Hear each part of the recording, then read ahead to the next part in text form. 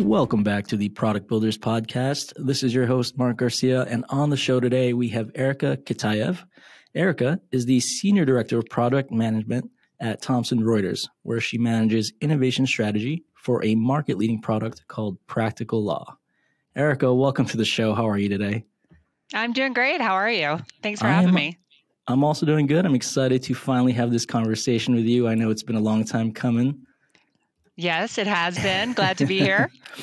I've already given a brief introduction about you, but I'd love if you could introduce yourself and talk about where you are, where you're working, and where you came from. Yeah, sure. So Thomson Reuters, we are one of the world's most trusted providers of information, trusted providers of answers, and that extends across multiple domains: legal, tax, compliance, government, and media. So most people will know us through our Reuters news agency arm, but I actually work in our legal business, and the legal business has a storied 150-year history of publishing materials, content for attorneys, starting with and continuing with books, but also coming online. One kind of touch point I always like to make is, if you've seen one of those legal procedural shows and you see the law reporters in the background, that's us. We have one of the world's largest publishing plants still up in at our legal headquarters in Egan, which is in the St. Paul area. So really long history of providing content, but of course we have brought a lot of that content online. And so many lawyers might have used our Westlaw products or our Practical Law products. As you said, I work in that Practical Law product in the product management. And what we do at Practical Law is we are a team of 600 plus attorney editors globally who provide expert level content for attorneys. So again, kind of hearkening back to the long history of the legal profession, and sorry, I'm a little bit of a nerd about such things. We have a long history in the legal world of sort of attorneys training attorneys, right? And so what Practical does is it brings that attorney down the hall online onto your desktop. And so, of course, we've had a big moment during the pandemic, but even before that, right? Because we're part of that online business, online legal business, including Westlaw. But our attorneys all have come from practice. We have expertise. We are the attorney down the hall for our customers. And I do say we because that is where I started. I started as one of our attorney editors, delivering content for privacy and data security attorneys. Before I came to Practical Law about 8 years ago, I was a partner at an AmLaw 100 firm practicing in privacy and litigation.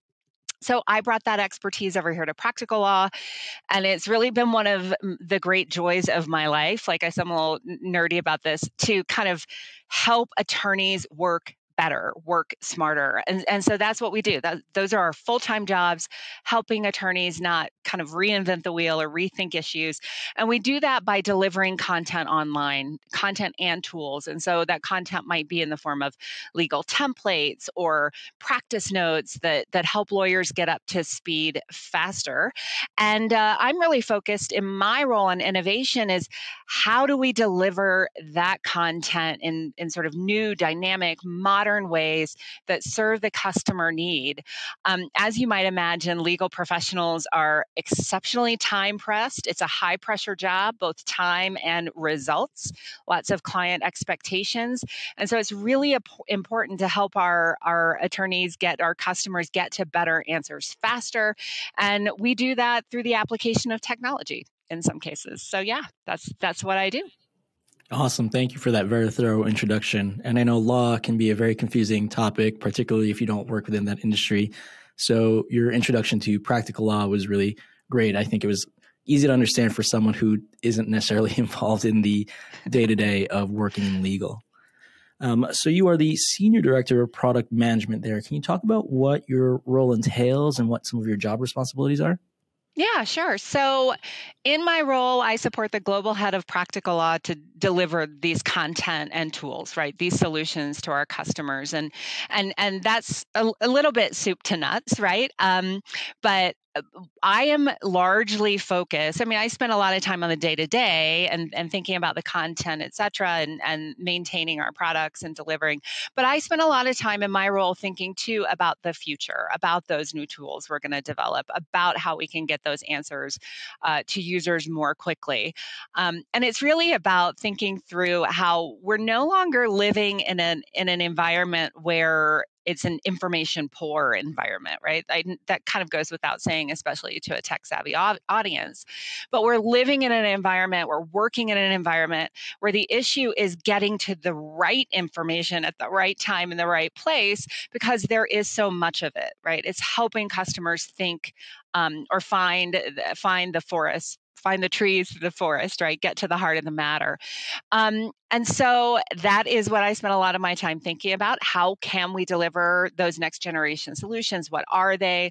I spent a lot of time thinking about the customer problem, talking to customers about the problem, looking at the data and what it tells me about the customers and their problems, and managing a team of product managers that help support us do that, and then build and execute on those solutions, right? Deliver on those solutions. So we do have that team of 600 attorney editors, of which I was one.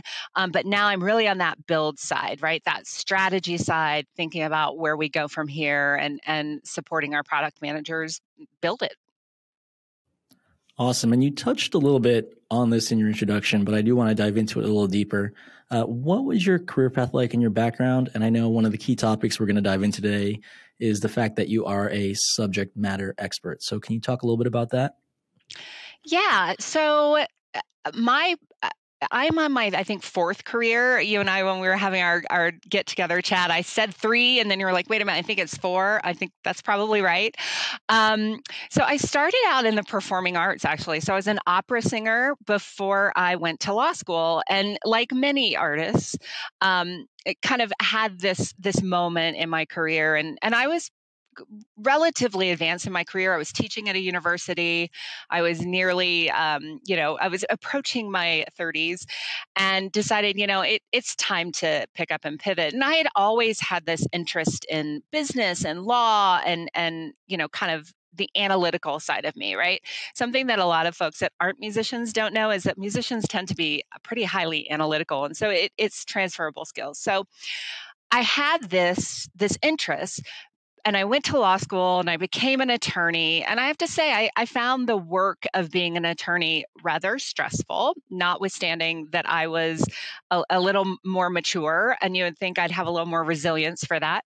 And it was hard. And I found that I was super interested in how attorneys think and how attorneys do their work, and that was really quite interesting to me. So I was interested in my subject matter. I was interested in how we think and how we do our work.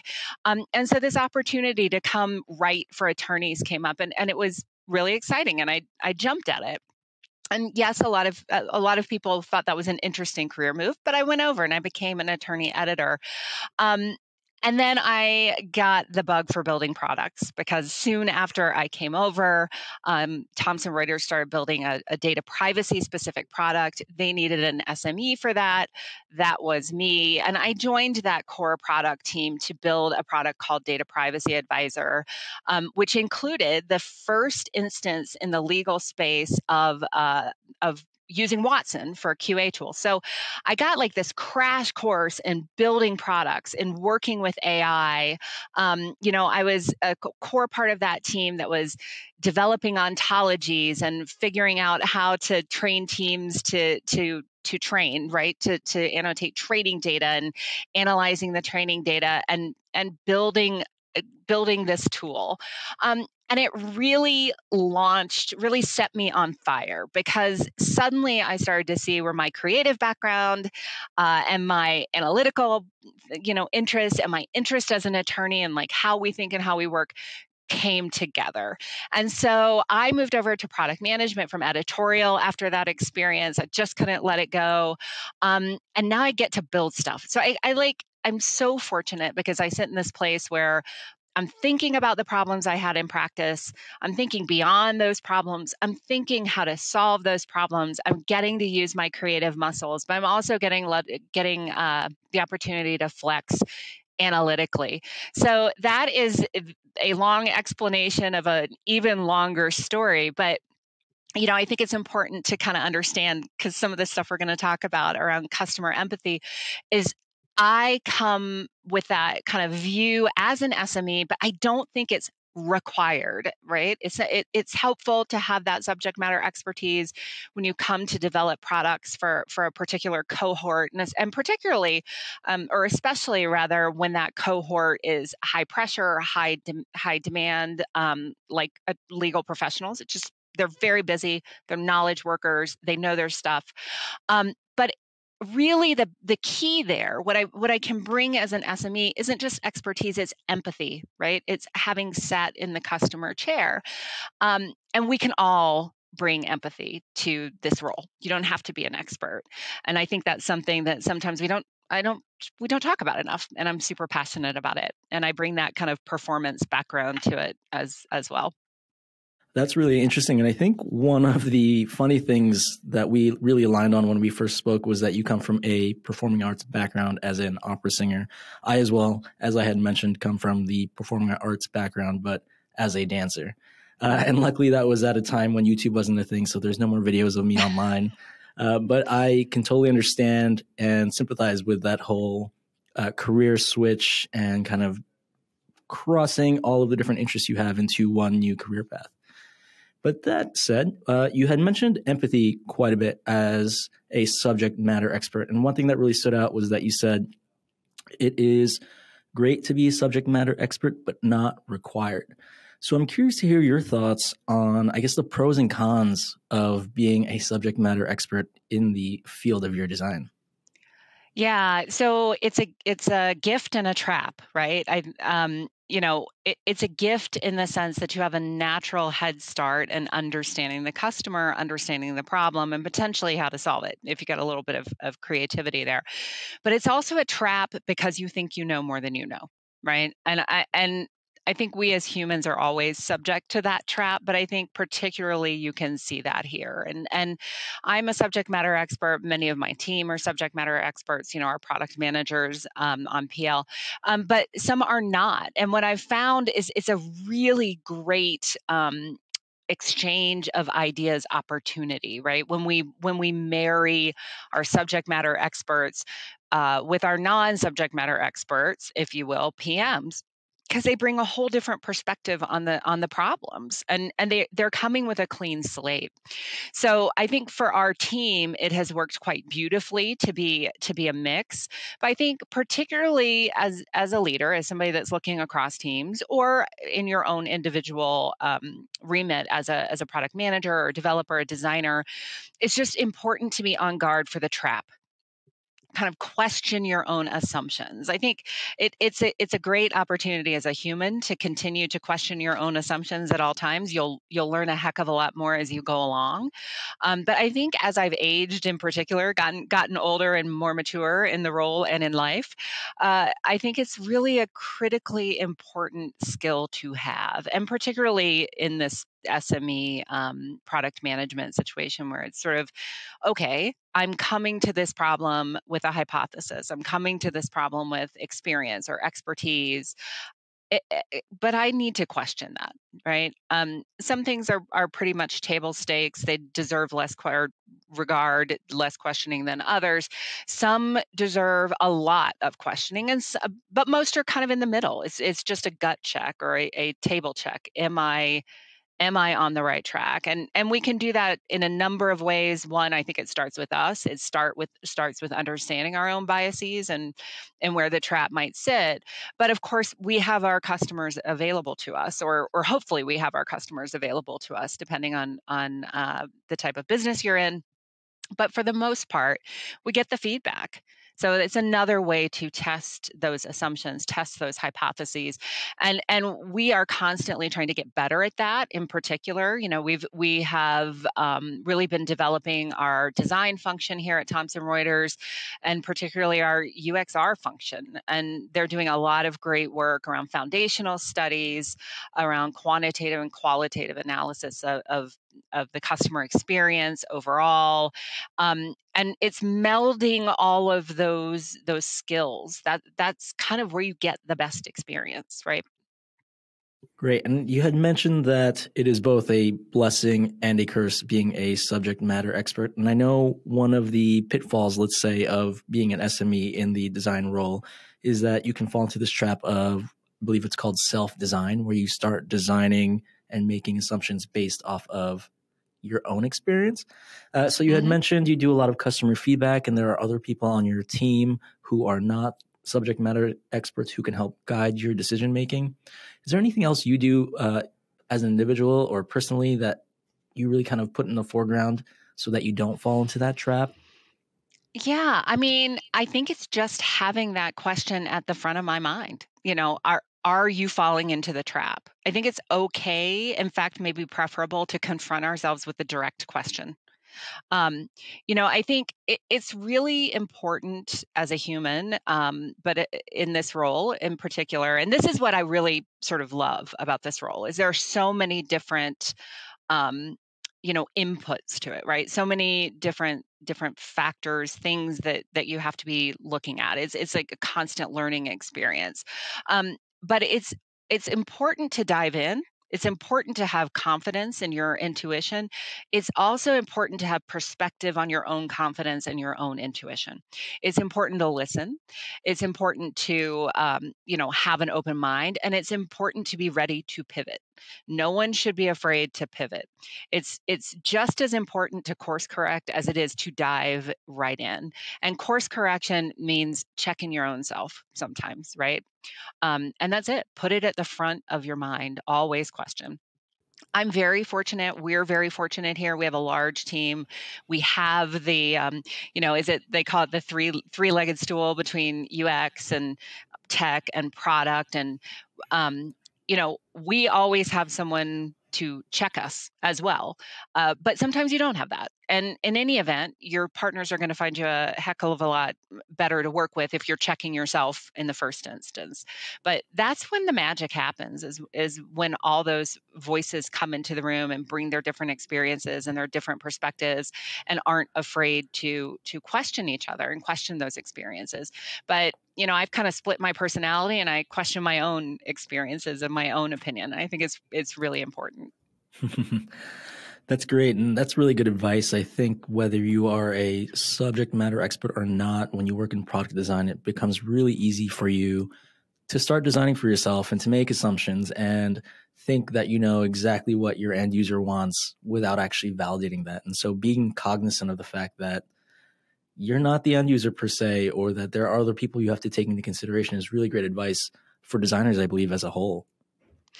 Yeah, I mean, I'm lucky in the sense that I'm not a designer, and so I get to work with fabulous designers who, are coming to the problem from a fresh perspective. So I get to say hypothesis a lot, right? But yeah, no, regardless of where you sit on this team or this three-legged stool, or which part of the stool you're sitting on, you have to be able to check your own biases and not design for yourself.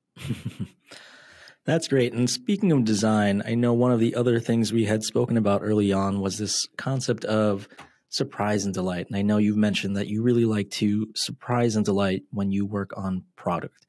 It sounds pretty straightforward, right? We're surprising and delighting, but can you talk a little bit more about what that means to you? And then additionally, how you build that into your workflow, your process, and the product that you build? Yeah, sure. So, surprise and delight, I feel like in a knowledge management set of products, right? So we build products for lawyers on my team and compliance professionals, but across Thomson Reuters, we're building out products for knowledge workers in many different corners of the organization.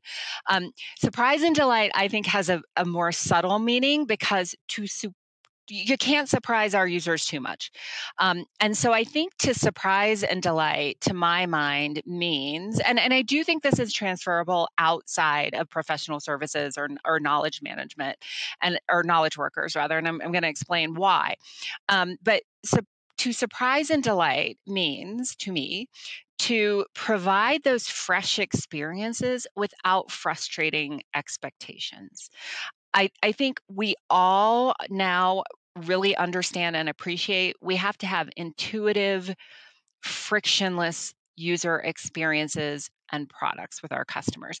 They are trained in their consumer world, right? They're trained by the consumer products they use, but they've also been using a set of tools in their professional life in a very, in a specific manner, right? They're coming to the product, whether it's a new product or an established product, they're coming to the product with a set of experiences and expectations.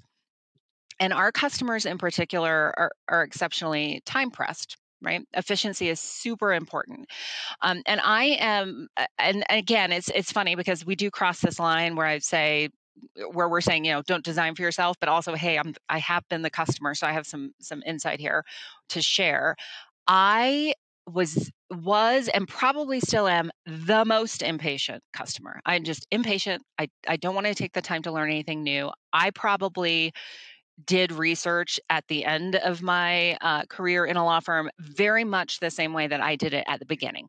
I learned my one way of doing it. It was pretty darn good. I was happy with it and I went. And something had to be really, really good and really, really intuitive for me to want to take that time to learn it. And so I really think that's important. And while it is quantitatively important in a field like ours, right, where you're delivering for busy professionals, it's also applicable across, because who has patience to sort of dig around for something when they've been trained by these amazing products to not have to dig around for stuff. I always say there should be a word for the rage you feel when something that didn't even exist 5 years ago doesn't work the way you want it to today, because I think that's a pretty common experience that we have. And so it's about giving them better experiences that are more like the experiences they're having, say, with their consumer products, but in such a way that it is patently obvious that it's driving to the results they need in their professional lives, and that they're going to pick it up quickly, right? That this is going to be worth the time I invest to adopt this tool. Yeah, and that distinction you just made about we want to surprise the user, but we don't want to surprise them too much. It sounds a little counterintuitive, but it's very much so true. Whereas you do want to build in these moments within an experience, a product, a platform, an app, whatever it might be, as well. It needs to be seamless and not jar your user. So that's really great that you made that distinction. Yeah. Yeah.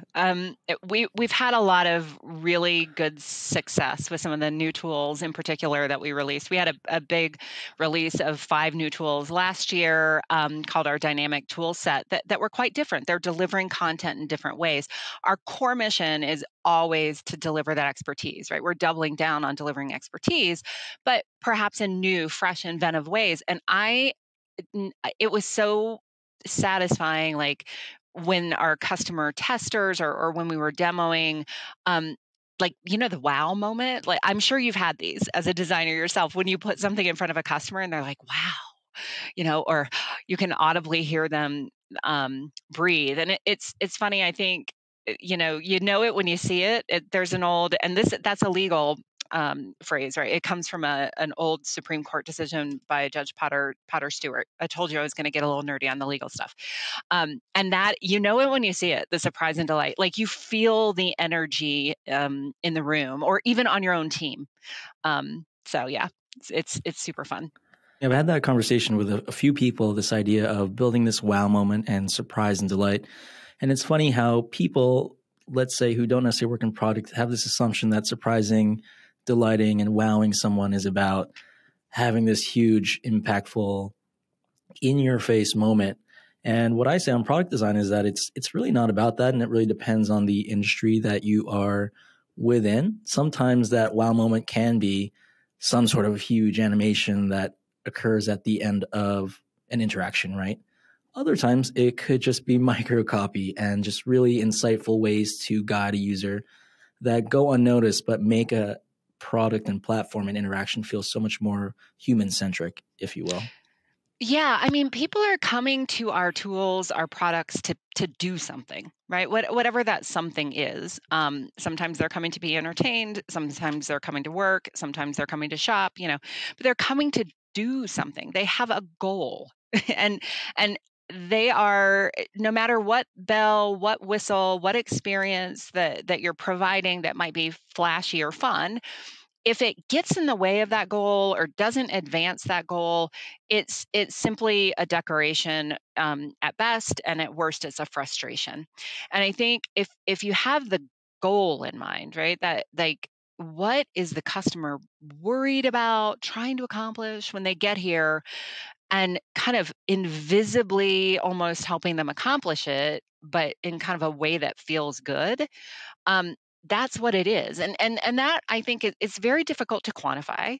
Um, and that is just the way it is. It's difficult to quantify. It's a human experience. Can you measure surprise? Can you measure delight with data? Maybe not. But we're humans, and we can measure delight, you know, on someone's face or in someone's voice, or in how often they're using your product if you're looking at the underlying data. And I think, and this is another thing I think I bring from kind of coming from that performance arts, humanities background. Data is massively important. Usage is massively important. No one should be ignoring that. It is absolutely something that we spend a lot of time on and a lot of effort on and understanding. But it's also, we are delivering experiences to humans. And that is kind of that I don't know, the core of the experience, or how I feel like we shouldn't forget that. We shouldn't forget we're delivering experiences for humans. Exactly. And you make a great point. It is, can you measure wow and delight? Is that something that is capturable through analytics? And it's probably not. But when you go back to what you just said, it is at the core designing for humans and making sure that what we create isn't just a platform, but you think about all the different transitions between point A and point B and how they can be improved. So that you make Well, really and great we're points there. Yeah, and I'm sorry to interrupt, but and we're also wildly aesthetic as creatures, right? Humans. And I think a great example, and it's coming out of, coming offline, but it is our friends over at Apple, right? So just, I feel like they're an easy set of folks to call out when you're talking about simplified design experiences. And I very recently just got a new Apple Watch, but like, when I see that box, that white box with the apple and the colors and the simplicity, I am delighted. Just aesthetically, that delights me, and that is a human experience that I don't think is measurable. It just does, because I'm an aesthetic creature.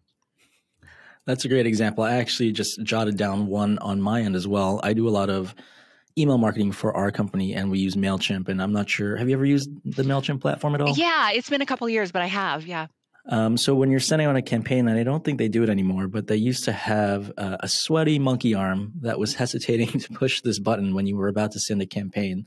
And it made this very stressful moment of like, oh my God, did I QA everything? Did I check for typos? Am I ready to send this? It made a stressful moment fun in a way, if you can say that. And I think Yeah. that small GIF was just a way to, again, like we're talking about, delight someone and put a human aspect into product design.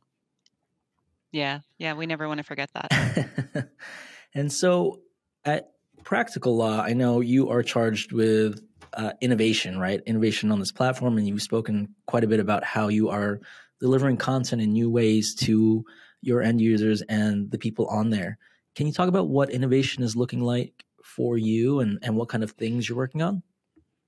Yeah, sure. So I think it's I have found it very helpful, and I think organizations overall find it helpful. But I personally have found it helpful and observed it as being helpful within our organization to have sort of a one or two line kind of guide statement. I'm not going to call it a mission statement because our mission is really about informing our customers, but a guide statement.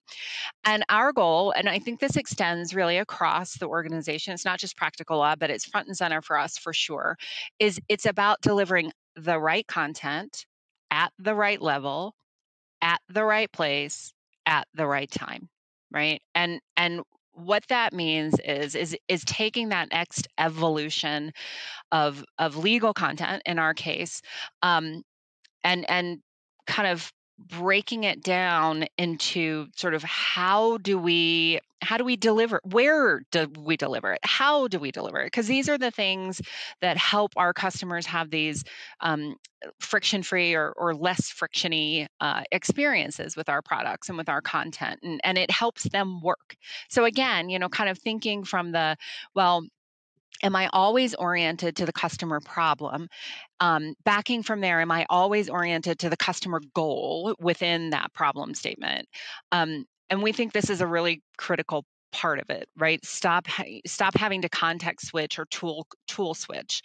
And so we released five, as I said before, five new features last year that drive that forward, and that is where we are thinking. It's sort of how do we cut through the noise? How do we deliver that right content, but without frustrating the expectation that our users do need the deeper dive, right? So one of the things we did with our dynamic tool set was we made searching content a little easier. We are delivering content in sort of um, more targeted chunks, if you will. So rather than reading a long article or scanning through it, or even using our table of contents, because we've always been quite good at orienting our customers and still are.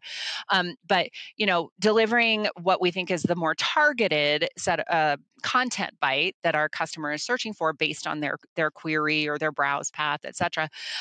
But understanding that is usually just a start. It's not a stopping place. It's a starting place. It's orienting our customers.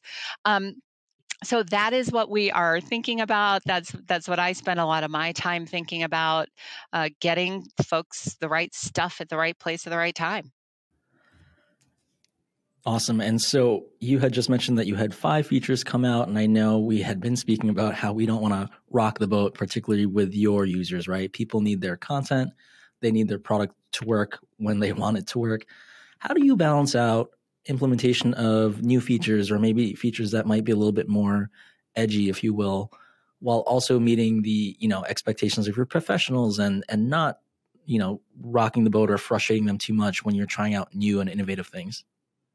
Sure. I mean, I think of it as additive, right? And it's funny because this is a dovetails very much to some of the messaging or some of the talking points I had around dynamic, which is we're doubling down on the expertise. This isn't about delivering you less. It's not about taking anything away from your experience. It's about helping you maximize that experience, right? And so I think for our customers, that always tends to be a pain point. It's sort of, we don't want to take anything away because our customers are experts. They are experts personally, they are experts on behalf of others, right? Their own clients. And so we know that they need to do that deep dive. So that's one way, right? And it's also knowing that the customer has high integrity and high need for accuracy. And we've worked very hard and we have that customer trust, and it's ensuring that we continue to deliver the right stuff, if you will, the goods. And so it's always having an eye towards that. So we want to be agile, we want to be innovative, but we never want to lose sight of the customer need and the customer problem and the customer expectation and the customer really requirement, for us to get the best content and have it be right.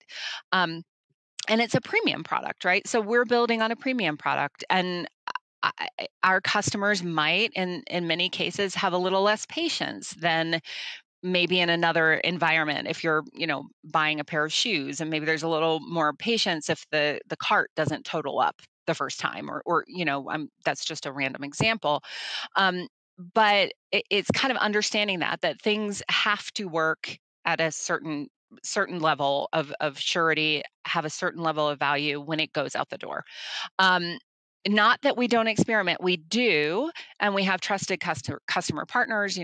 It's really important to develop those partnerships, to have those innovations kind of going on as part of your development and exploration.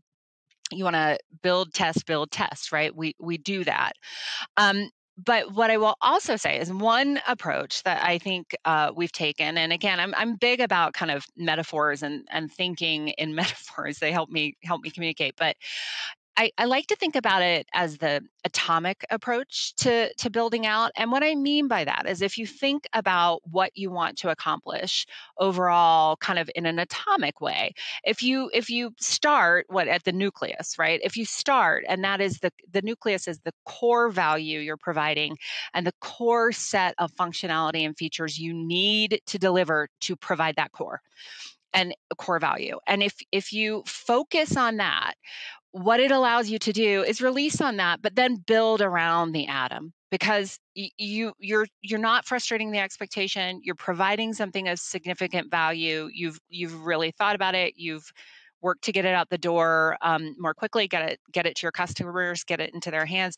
But then you can build around it, and there might be a little more room for experimentation or what have you around it. So I mean, it's give and take. It always is, but that's how I like to think about it.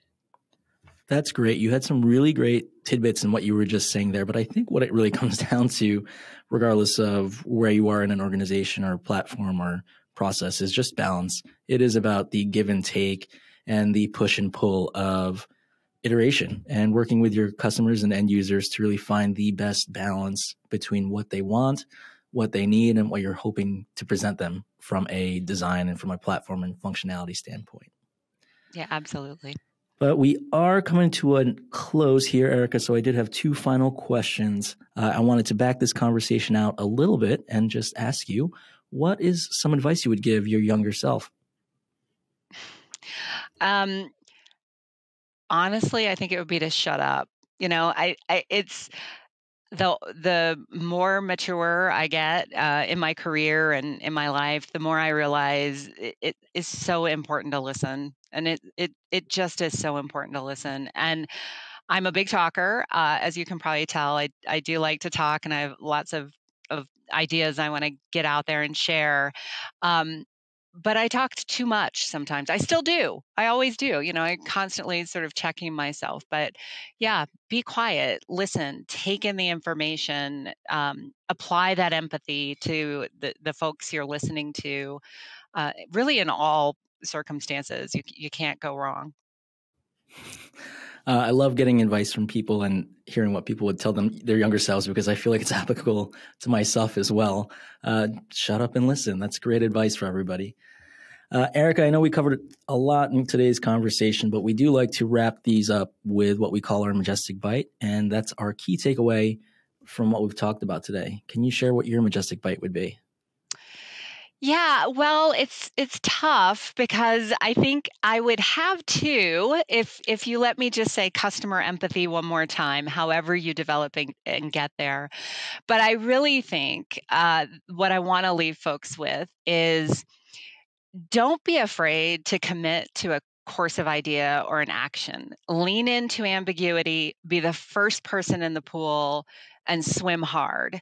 But also don't be afraid to pivot, to course correct. I think as important as it is to lean into ambiguity and just do, it's as or more important to constantly reassess and be open to course correction. And I think a lot of folks get stuck in either one of those traps. They're worried about leaning into the ambiguity and making the wrong decision, or they're worried about admitting they made the wrong decision, or they've been swimming in the wrong direction.